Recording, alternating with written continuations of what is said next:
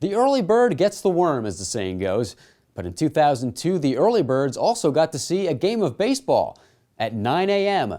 as the Reading Phillies beat the Altoona Curve in the team's first ever morning game. That idea came to be, we would do an annual retreat at the end of every season, seeing what kind of a crazy promotion we would come up with. And it was a great exercise, always led by Scott Hunsaker, where you'd put in two. One that's doable and one that's not.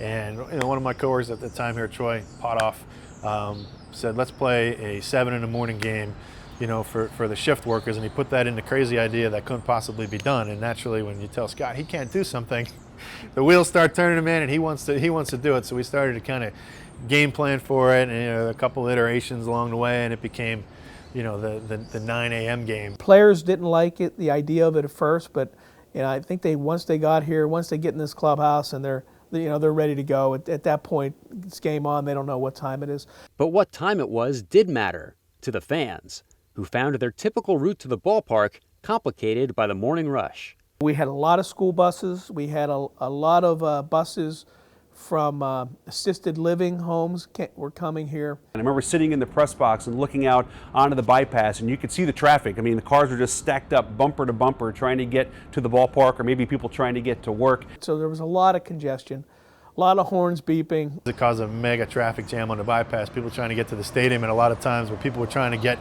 to work, and there's an extra, 8,000 people trying to get here, messed everything up. We adjusted after that, and we backed the game up a half hour, and that half hour made a big difference through the years on the congestion. What I remember is knowing when this was going to work. 8 o'clock in the morning, the gates open, and I remember a gentleman coming up the stands. He's got a tray of French fries and a tray of beer, and I'm thinking, game on. The fans are going to love this. This might work, and you had over 7,000 people here for a 9 o'clock game. A lot of the third shift workers from Carpenter decided to just walk across the street as they were getting off work, and this became their happy hour.